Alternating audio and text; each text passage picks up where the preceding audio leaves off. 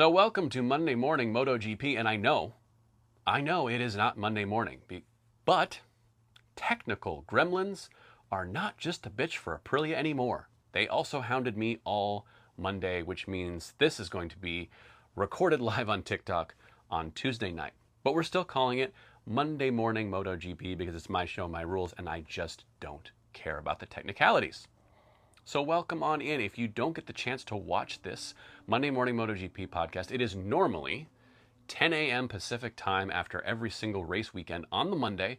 After a race weekend, you come to TikTok, you can see this being recorded live, and if you miss it live, you can check it out on YouTube where it's reposted later. But again, we're running a little behind schedule. So here we go. What do we got for you this week on the podcast? We had special liveries for the 75th anniversary edition of MotoGP. 75 years of Grand Prix motorcycle racing. Every single team brought out a special livery. Some wowed, some did not. Some snoozed, and we're going to talk about all of them. We're going to talk about towing in MotoGP. Does it have a place in motorcycle racing at all? Does it have a place in MotoGP, and who is responsible for it?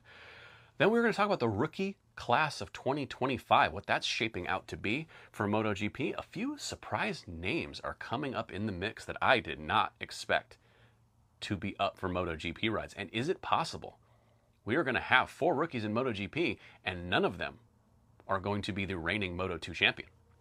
And finally, last but not least, the big story coming out of Silverstone was the lack of attendance. Numbers down in the UK. Are they at risk of losing their home round of Grand Prix motorcycle racing? That and so much more BS straight ahead here on Monday Morning MotoGP. Thank you for joining me live. And again, if you miss it live, please check me out on YouTube.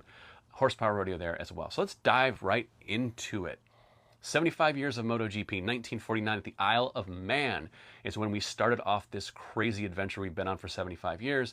And now, modern day MotoGP machines, we're using retro liveries at Silverstone, every single one. Now we see one-off liveries for some teams in MotoGP. Once in a while, they'll throw a special. Ducati will do a thing in Italy. You know, we'll see different teams celebrate their own milestones with their 200th start or whatever have. You know, riders will do one-off helmets for their home Grand Prix. This is the first time I can remember, and I think it may be the first time ever, where every single team on the grid did a retro livery to celebrate the 75th anniversary. And there were some really, really good ones. I think personally, Yamaha and Honda knocked this out of the park. It was retro, it was cool, but it was modern, it was sleek. The big yellow backing on the numbers that just made it undeniable. I mean, this bike you could see from a long way away. Really cool looking bikes for both Honda and Yamaha. The downside, let's talk about the elephant in the room. We didn't see very much of them in the broadcast because they're running at the back. And I think we saw the Yamaha on screen for a grand total of 17 seconds during Sunday's race. So this cool livery went basically to waste because their form has fallen out the bottle of the apple bucket. As well as Honda. They gave us kind of a I don't know, it was kind of a pity shot of the Hondas riding around the back just to show off those liveries because they were very, very pretty. But that's all we really got to see. And I thought they were the 2 best on the grid. I mean, I thought also VR46, we knew Rossi was going to bring it. I mean, the helmets, the iconic look, the iconic liveries, the iconic one-off helmets. He's a showman. And even as a team owner, he's going to continue to be a showman. And the livery for the VR46 team was awesome. It threw back to his helmet that he ran for so long, that kind of matte blue, bright yellow. And then Fabio Di Giannantonio actually ran a Rossi replica helmet. And when you're looking at the track and you saw Di Giannantonio on track, he was battling back and forth with Alex Marquez. It looked like Valentino Rossi out there. You had to blink twice and go, wait, did he come out of retirement? It looked sweet. Freaking great job for VR46. Who else? Well, KTM did kind of a white, I've been hearing it referred to as the Wonder Bread look. I mean, it was nice. It was a cool swing. I don't know if it connected. It was a huge home run, but it was a little different for KTM, going all white and kind of kicking the orange, making that more of an accent. We had Grassini doing an ode to Fausto Grassini that was very, very cool. Kind of a livery you could see them running more often than not, honestly, if they wanted to. Aprilia came out with the Black Pearl, which is a throwback to Max Biaggi, who I believe was he there that weekend? I believe he was there. He was actually at Moto America, walked right by me, I almost ran him over. Seems like a nice guy. He stopped and took pictures with everybody. Everybody that wanted a picture got a picture with Max Biaggi, and he definitely had a place to go. He was trying to fight his way through the paddock at Moto America, but still stopped and took a picture with every single person that wanted one. So hats off to you, Max. The fact that they went with your retro livery to call out your motorcycle career, really great, really fun to see. Didn't really give the Aprilias a ton of luck on Sunday, but still pretty cool to see. Who else do we have? Well, so I mean, I think, those are the main ones that worked. Again, I think Yamaha, Honda really understood what was going out. Even Trackhouse came out with a livery that featured all 11 MotoGP winners that were American. Kind of a throwback to American motorcycle racing history rather than a throwback livery, since they are a team that is very, very young. But I would like to focus on the team that didn't get it right. The biggest team in the grid did not get their livery right at all. And I'm looking at you, Factory Ducati. I mean, it was not a good effort. It was not a great effort from Factory Ducati. And when you can't even get Pecco Bagnaia on your side, I mean, he's the nicest, most affable rider ever. He doesn't like to stir the pot. I mean, he stirs it every once in a while. But he came out during the launch and he was like, yeah, this is what's supposed to be. It's kind of a throwback, the Marlboro look. It kind of got buried under sponsorship. It was very, very difficult to put this livery together because there are a lot of voices. The sponsors still want their names on the bike, even though they're doing Retro Week.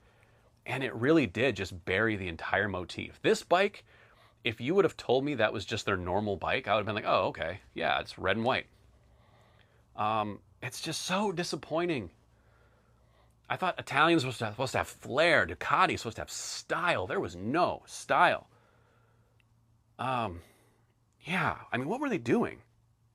I honestly, I feel like I have to I feel like I have to channel my boy Gino the Ghost, if anyone follows him on this app. I think I gotta put the sunglasses on and just, I mean, Ducati, what are you doing? You got guys on the internet trolling you. You're a multi-million, billion-dollar company. Motorcycle racing in your blood, 75th anniversary. You couldn't get hyped for this? What, all you had at the factory was red and white paint? Hey guys, what do we got over there? Red? White? Let's make the bike red and white. And then you get drug all over the internet by idiots like me. Drug all over the internet like Beethoven pulling David Duchovny across the grass. What are you doing? And I know we got to put the sponsors on. We got to make the sponsors happy. Lenovo, hi. You don't think that you get enough airtime with the name plastered across Pecco Bagnaia's bike every single week on the podium? You don't think there's enough name recognition to whatever the hell you are? We don't even know what a Lenovo is, but we know that team is Lenovo Ducati. We know that team is Lenovo Ducati. It is burned into our brains. And we don't even, what do y'all make? None of us know. Nobody knows. What's a Lenovo? But we know you're there. So you couldn't step aside for 1 week and have the history of MotoGP shine through? Where's the love of the game? Where is the love? We all know it. You guys sell pencils or something. Who cares? Who cares? 1 week you could have let us have a little fun. Look at the other teams. It's like you're a kid and your mom packs you a lunch and you go to school and it was like, everyone has their lunch. They sit down and everyone's got Kit Kats, Nutty Bars, Rice Krispie treats. And mom's packed you an apple. A bright red and white Ducati apple. You gave us an apple at the school lunch table, Ducati. Unacceptable. Unacceptable. I don't even know what else to say about it. All right. Enough of that. Anyway, yeah, I think they really, really hit the mark. It seemed like Pecco Bagnaia was embarrassed. The entire Ducati team should be embarrassed. You know how they shave their heads like in the paddock sometimes? Oh, if I win, I'm going to shave my mechanic's head. I think heads are going to have to roll for this one, or They need to let me come down there and shave Gigi Dall'Igna's eyebrows for this one, because some consequence has to happen over this terrible debacle that was this boring livery. How do you make a 300 horsepower motorcycle boring? They figured it out. Unbelievable. All the other teams pulling it together. I mean, the Gen Z Trackhouse Racing, 6-month-old Gen Z Trackhouse Racing. They don't even have a history to throw back to, and they still showed up Ducati. I mean, other than the fact that Trackhouse boys wiped each other out in the first lap, and we barely saw that livery, but that's beside the point. My point still stands with the Ducati. Do better. I think you guys should have to run a retro livery every single week from now on, just to make up for this piss poor showing. All right. So, okay, I've got that off my chest. Next thing we're going to talk about is towing in MotoGP. And for those who don't know what towing means, we normally would see it in Moto3.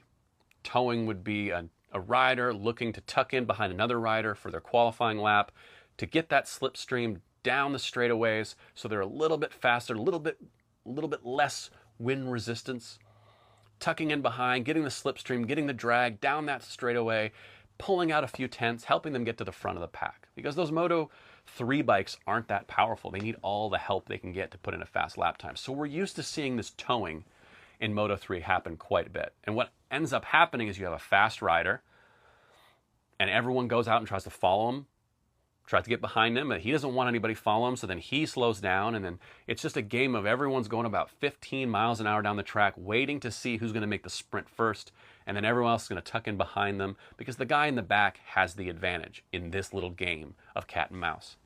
And they hand out penalties galore in Moto3 for people who are getting in the way on track, riding too slow, not getting around the track fast enough. There was a race this year. What race was it where basically everybody on the grid had double long lap penalties? I mean, half the grid.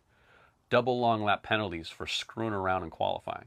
Well, that behavior has made its way into MotoGP because we see how close it is. 1/10 of a second, 2/10 of a second can be the difference of front row and second row and third or fourth, and the difference between making it into Q2 and not.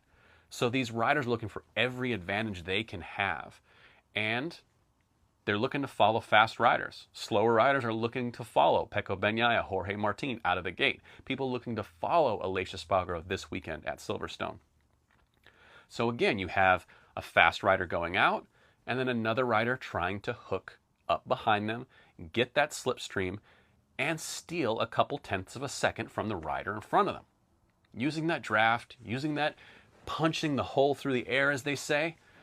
No wind resistance for that second rider.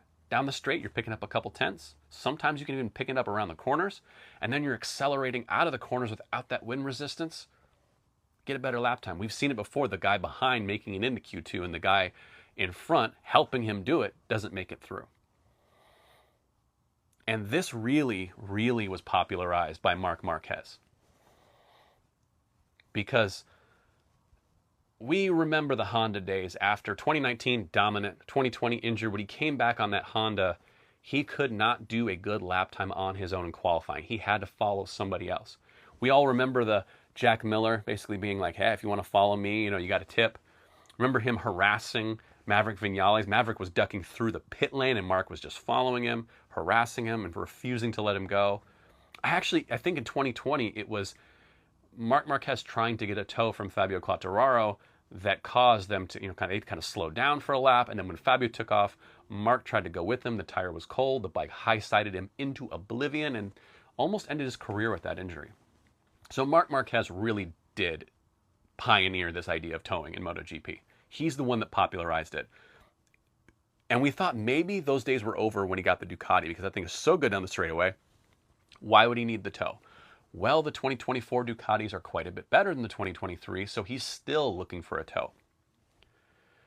And a lot of riders were looking for it this week in Silverstone. It's a fast and flowy track. They wanted a reference in front of them. They wanted to follow someone to a really hot lap. And so we had riders going slow all over the track, trying to tuck in behind Pecco, trying to tuck in behind Jorge Martin. We saw the 2VR46 boys tuck in behind Pecco, and then Marc Marquez tried to tuck in behind them. He didn't want to be behind the VR46 guys and got really frustrated that Bez was in his way.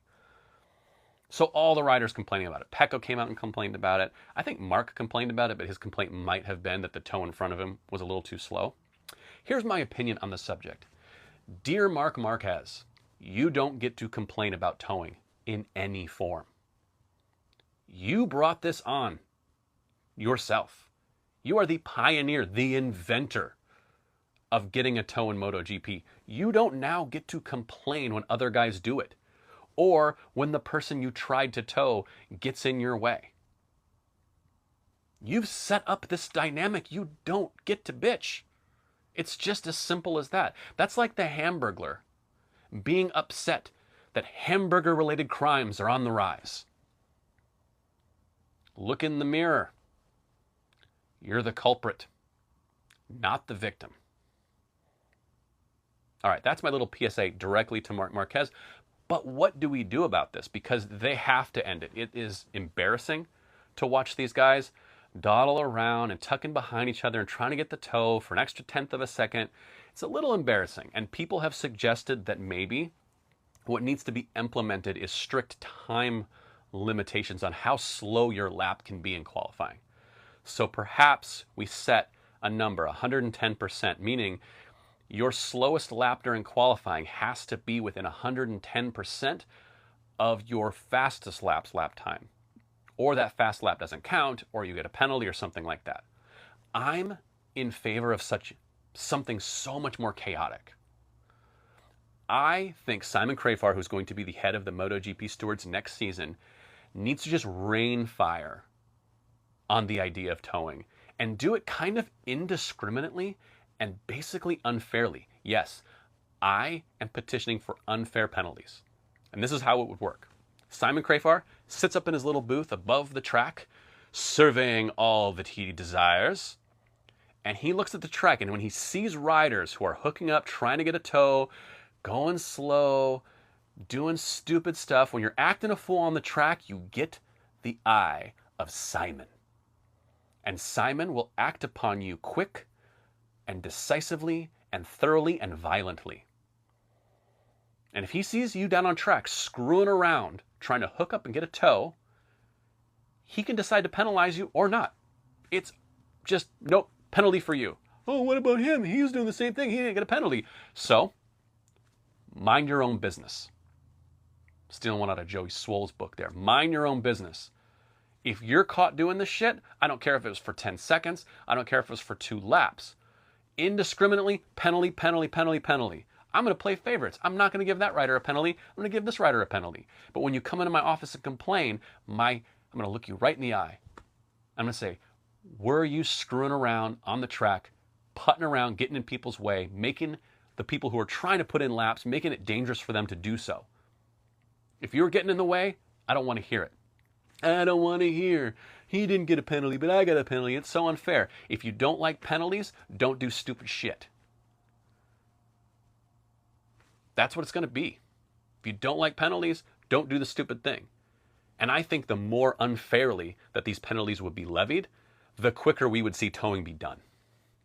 Because everyone would go, I just don't want them looking at me. I don't want any excuse for them to look at me and go, oh, that might be a penalty. Get in qualifying, get your head down, make your lap. If the guy in front of you runs wide through a corner, well, he outsmarted you. He had to ruin his own lap to do it. So he pays for it. He pays for backing out. He's ruined his own lap. But you have to continue on, because if you also back out, penalty. Do not pass go. Do not collect $200 right to the steward's office, and you're getting a penalty, bot. Sorry. That's how it's going to work from now on. So it is the only time I think you will ever hear me call for indiscriminate penalties to be given in MotoGP just for the sake of giving them, because we've got to fix the towing thing. And I think regulating it too tightly is going to run us into trouble when it comes to people who are doing it right. Someone who runs wide, really trying to push, ends up in the gravel, has to fight their way back out of the gravel, then hits some traffic on on the track or is trying not to go too fast because they got dust on the tires and they don't make that 110% lap time, and now they're getting a penalty for nothing but making a mistake and running wide. They were doing what they're supposed to do, but they made a mistake. That shouldn't be penalized. The circle jerk that is looking for a toe, that should be penalized. And there's no one on earth who can convince me otherwise. Let's clean it up, y'all, before it gets to that. Don't draw the ire of Simon Crayfar's eye. So let's talk about the possible rookie class in MotoGP in 2025, because if this silly season could ever stop giving us everything it has given us, I don't think it can. It's just so good. This started before the season. We had Brad Binder re-upping early, and we had Pecco Bagnaia re-upping early. Then we had Fermin Aldeguer up with Ducati, moving to MotoGP before the season even started. It's been wild.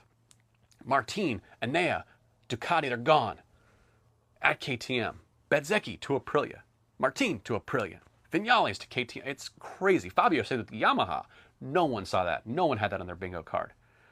So it's no surprise when we start talking about the rookies that there have been some interesting little twists in the tale. So let's start first with the thing we know. Fermin Aldeguer is going to be a Ducati rider in MotoGP. Signed the deal before the season started. We didn't really know where he was going to land, but it seems like he's going to land with Gresini Ducati next to Alex Marquez, because Davide Tarazzi kind of let the cat out of the bag a little bit this weekend and said, well, Fabio Di Giannantonio will going to be getting the latest spec bike with VR46, and Franco Morbidelli, who's going to be moving over to VR46, which isn't official, but the Ducati boss came out of his mouth. He's going to be getting the same bike he's on this year, and which means the only really place for Fermin to land is Gresini Ducati. Is it a well-deserved ride? Based on his form last year, he was on fire. But was it too early? Did they make that jump too early? Sometimes you do. Sometimes you go after a rider because you want him in your stable. You don't want to compete with other manufacturers, and so you go out and get your guy. And that's what Ducati did. They went out and got their guy, the guy of the future.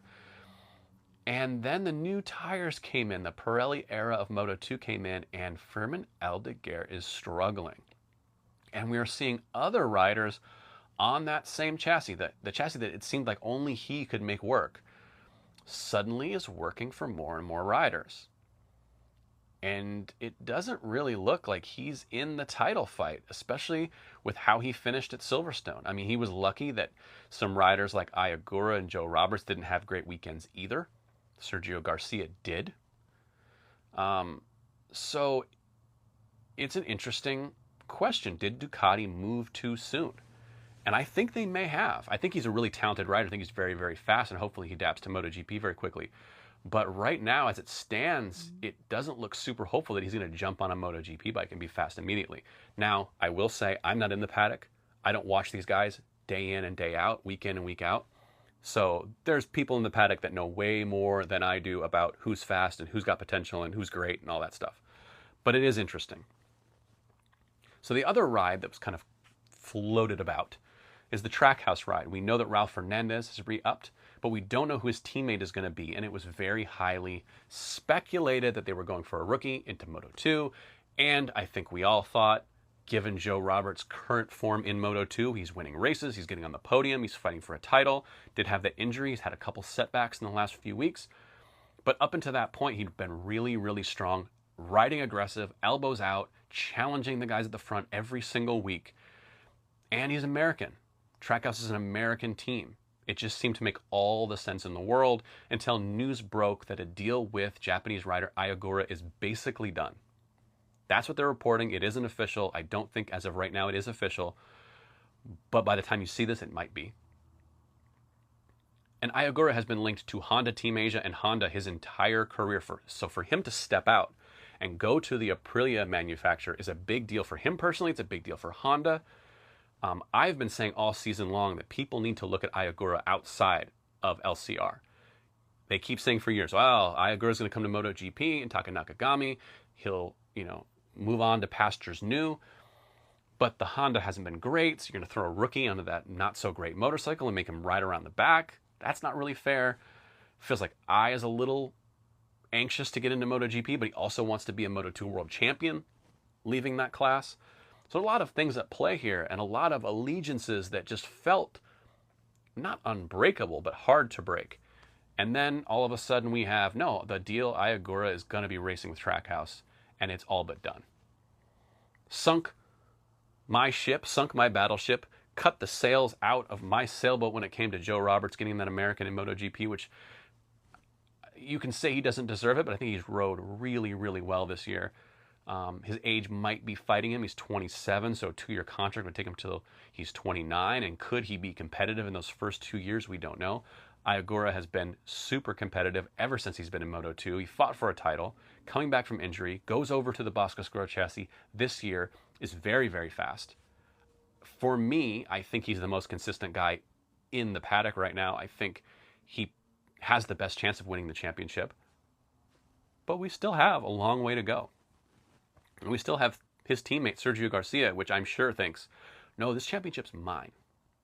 So there's two now. We have Fermin Aldeguer, Ogura, and then the name that came out this weekend that blew me away was the idea that Taka Nakagami's seat might not be as safe as we thought it was just because Ogura is going to Trackhouse. I think everyone was thinking, well, who else would take that seat? Well, there's a Thai rider in Moto2 named Somkiat Chantra who has shown flashes of brilliance, hasn't had a great season this year, but he's shown flashes of brilliance in Moto2. Very, very quick, was Ogura's teammate last season, and now his name is being linked with the Idemitsu LCR ride. And they're saying that might be a done deal sooner rather than later. So now we have these two teammates from Honda Team Asia, no longer teammates this season, moving up together into MotoGP. The first Thai rider in MotoGP, and I don't know how long, I haven't done the research, I'm not going to look it up right now. You can look it up for yourself. It's been a long time since we had a Thai rider in the premier class of MotoGP. Be super cool. I love Somkiat Chantra. If he can get to MotoGP and get on podiums, that is chef's kiss for MotoGP. It's the kind of personality we need in the paddock. He's instantly lovable. You put Fabio Di Giannantonio, Marco Bezzecchi, and Somkiat Chantra on a podium together. Tickets. Selling tickets, y'all. I'm telling you. Really good guy. Really fast rider. The bike is going to be hard. That Honda has not made strides. They're touting that they've got a lot of new parts coming in the last half of the season. They're going to make some big improvements. I hope they're right. I don't like seeing Honda just sit at the back. It's not fun for anybody. The more manufacturers at the front, the more interesting MotoGP is going to be. And watching them just kind of be stuck at the back isn't really fun for anybody. And really not fun for a rookie coming in who has high hopes and wants to have a long career in MotoGP. He doesn't want to be like one and done, two and done. He doesn't want to be there and ride around at the back. And hopefully that's not the case. So we'll see if these rumors all pan out. But there we go. That's 3 riders. And then it comes out that Yamaha, their new satellite team run by Pramac Racing, might also be looking for a rookie. Now, I think the rookie that sprung to my mind immediately when they were thinking about that is Sergio Garcia. Second year in Moto2, very, very fast, competing for a world title. Had a great ride in Silverstone.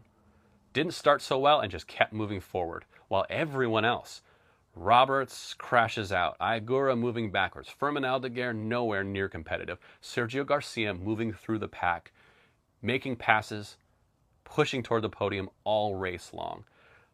So when you're saying rookies in Moto2, I'm thinking, okay, maybe that's who they're looking for. Young, upstart Sergio Garcia. Celestino Vietti kind of comes to mind because he's been good. He just hasn't been consistent, and it doesn't feel like that's the recipe for success for Yamaha. But then the name Tony Arbolino comes up. Good friends with Fabio Quartararo. Fabio is pushing real hard, saying, hey, I love Tony. I think he's ready. He's been in Moto2 a long time. His resume kind of mirrors Fabio in the fact that Tony hasn't really fought for a world title in a bit. He hasn't won a lot of races. He hasn't been on the podium that much. But either was Fabio Quartararo. People were looking at Petronas Yamaha when they picked Fabio, and they were going, what are you doing? like first round bust. Terrible decision. And then he gets into MotoGP and lights it up immediately. Came qualifying his rookie year, challenging Marc Marquez week in and week out. A couple mechanical issues away from winning his first race in MotoGP his rookie season. So the argument for Arbolino, you could say, well, he hasn't really done enough to prove it. But what do we know sitting on the sidelines? The people in the paddock know more than we do. Again, Tony Arbolino did not have a good week at Silverstone. He didn't make a great case for himself to be deserving of a move to MotoGP. But again, either did Joe Roberts. Joe rode really, really well while he was on the track, lost the front, crashes out of the race. Ogura had tire issues, dropped back like a stone. It happens to the best riders. So is it out of nowhere that Tony Arbolino gets a nod? I don't think so, but it was surprising. And I don't know if it's really going to happen. I don't know if Yamaha really needs to take a flyer on a young rider like Tony Arbolino, someone who hasn't won the world title, when they really need people in there that know how to develop motorcycles. You're going to have some experienced hands. It looks like they're going to get Miguel Oliveira. They have Alex Rins and Fabio Quartararo. Maybe it's okay getting a young, fresh perspective, someone who can kind of look at things a little bit differently. But I don't know if it's a no-brainer move, like some of the ones you hear feel like a no-brainer move. But again, we don't know anything until the rubber hits the road and these guys make the move up. But the interesting part of all this to me is that we could have 4 rookies in 2025 in MotoGP next season, and none of them would be possibly the reigning Moto2 champion. We could see someone like Sergio Garcia or Joe Roberts win the Moto2 world title and not get the promotion. Kind of interesting. Maybe they go for a double Moto2 world title and do a little Johan Zarco. And finally today on the podcast, I'm going to talk about the attendance at Silverstone because it made some headlines because it wasn't good. Attendance was down at Silverstone this weekend, and people have all sorts of reasons why they think that is the case. Is it because Brits aren't interested in MotoGP? I don't think so. I don't really think that's the answer you're looking for. They had a Brit win a Moto2 race. They were screaming their heads off. The fans that were there were screaming for Jake Dixon. So I don't think it's really necessarily the product that's on the track that's the problem right now for the attendance at Silverstone. The first thing people complain about Silverstone is the venue. The venue itself, the location of the venue, the transportation offered. Not a good situation for most people that go out there. They don't love it. The journalists hate being out there. The teams don't really love being out there. The fans don't really love being out there. At least the loudest of the fans really do complain about going out to Silverstone. Again, just the location, transportation, the venue itself. A lot of people complaining about that. Now, we also had the fact that, there's a lot of European rounds. And when you think about where you want to spend your money to go to a MotoGP race, does Silverstone make your top 5 of that year? I mean, you have, Mugello and Misano, Barcelona. You have Assen. All these classic motorcycle venues that have history and people love to line the walls. You have Aragon. You have all these places across Spain and Portimao and all these European rounds. Do people look at Silverstone the same way they look at some of those other races and go, no, that's one I have to go to. That's one I have to mark on my calendar. So are the Brits actually going, you know what? I'm going to go to Le Mans because that is the race of the year, the crowd of the year almost every season. And it's a short train ride away. And I'm going to skip my home Grand Prix this year because I can go to that next year. A little bit of accessibility bias, right? It's always there. I don't need to actually go there. I'll go and do something more special. That's why I've never been to Hawaii. Hawaii's right there. I don't even need a passport. You just go and whenever you want. I've never been. Been all over the world. Never been to Hawaii because it's in my backyard. I'll go next year. So I'm wondering if that is part of it. The other thing I'm thinking is the Olympics are this year, just a short train ride away. And how many people were heading over to the Olympics this weekend and not paying attention to MotoGP in person as much because, again, Paris is a very short train ride from the UK, from London. And so maybe you look at those two things and go, well, I mean, how often are the Olympics going to be right next door? I'll go to MotoGP next year. So I do think there's probably a little bit. I don't know how much those audiences really overlap, but I wouldn't be surprised if there were a few more eyeballs pointed towards Paris than they were to the UK. Now, the other thing we do have to acknowledge, and it's just the hard truth of sports these days, I think it's true for football, I think it's true for motorcycle racing, American football I'm saying, is that the coverage on TV is just really, really good. I would much rather watch an NFL game. I don't watch very many anymore. I would much rather watch it on television than watch it live in the stadium in person. In the stadium in person, it's kind of boring. It's slow. There's a lot of pausing, a lot of commercial breaks, sitting there with fans, and like, it's not like basketball where they get the fans involved and there's stuff going on in the court during timeouts. It's just, you're so far away from the field, it's just kind of, now what? And I think motorcycle racing is kind of similar. When you're there on the ground, the atmosphere is fun, the fan zones are fun, getting the food and drinks and walking around and hearing the noise and feeling the speed. But as far as watching the race, you kind of,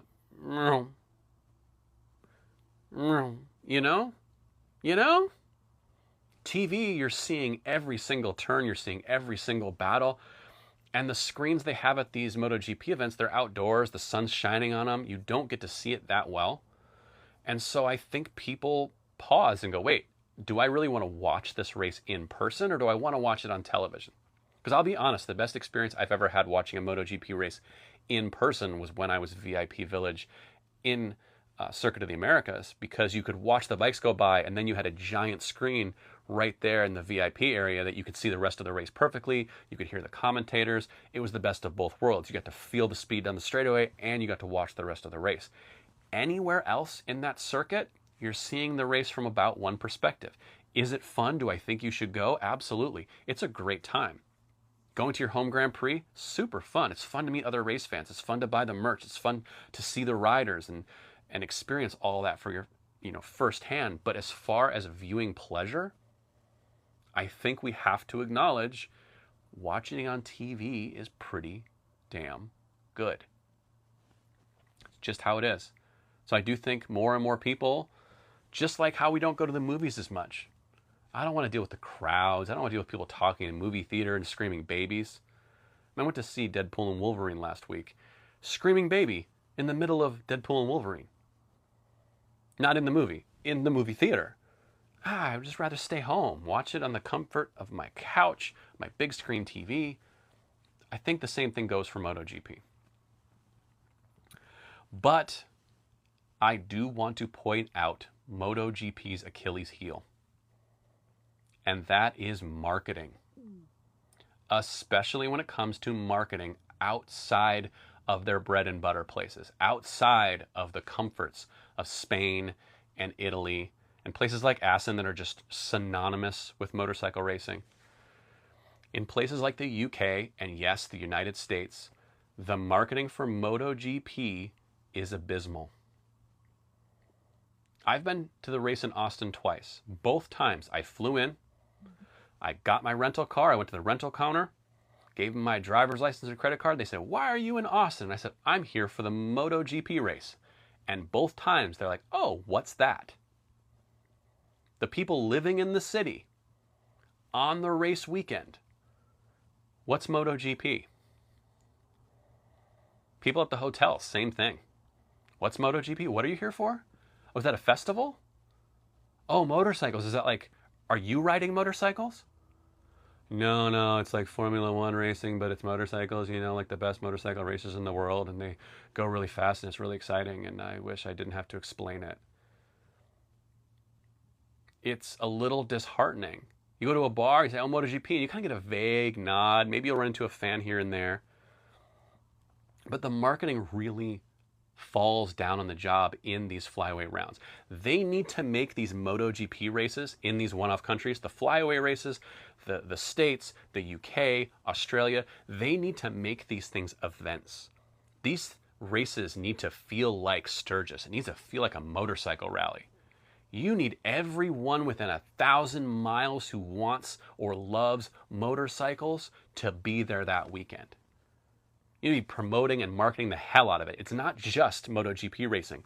It's not just a spectacle. It is the love of motorcycles in general and culture and food and concerts. And we need to make an event out of it. It needs to feel like the Super Bowl. And I know a lot of people are, Liberty Media is going to ruin MotoGP because all they care about is spectacle and American audiences. I'm not talking about just American audiences. I'm talking about audiences outside the safe haven of Spain and Italy. People in America, people in the UK don't pay as much attention to MotoGP. They do a better job in the UK than we do here in the States. That's why we're here. That's why we're talking right now on this podcast. I'm trying to fix that. But right now, it flies under the radar. Formula One flew under the radar until the Netflix show. And I don't think a Netflix show is the answer. I think marketing in the local areas. If the locals don't know MotoGP is there, how is anyone else going to? What's going to make someone in Oakland, California get on a plane and fly to Austin, Texas, if the people in Austin don't even know the event is happening? So MotoGP needs to make this like Austin proud. Oh yeah, we host MotoGP. We know what it is. We frickin' love it. It's a great time. Whether you love motorcycles, whether you just love live music, whether you love to go out and drink every night, whether you just love being around bikes, you want to be down Congress Street with all the bikes packed in there. You don't see that stuff, and we should see that stuff. Other places can do it. But MotoGP has to make the effort in these quote-unquote small markets. Because we're not small because there's not a lot of us here. We're small markets because you haven't told us you're coming. And you haven't made us have to go. And I think that's what happened in the UK this time. They didn't make it so that people in the UK had to go or they'd be missing out. I'll do it next year. MotoGP, what's that? We need to eliminate that. We need to get people knowing what the sport is, when it's coming, and when it comes, it needs to be loud. And I'm not just talking about the bikes. All right, that does it for this edition of Monday Morning MotoGP that was recorded very, very, very late. TikTok Live on Tuesday night because of aforementioned technical difficulties on Monday. Thank you to everyone in the chat. Thank you for everyone who was watching live. If you didn't get to see the full podcast live, it is going to be reposted on YouTube probably tomorrow morning as soon as I get a chance. So you can go ahead and watch it there. Like, follow, share here on TikTok. Mash all the buttons so you get all the MotoGP content you can possibly handle. And then head over to YouTube, subscribe, help us grow there. We answer all the comments. We talk to people. I want to hear from you, whether you're in North America and you're a rabid MotoGP fan, if you're brand new, or if you're anywhere in the world. It's a friendly space.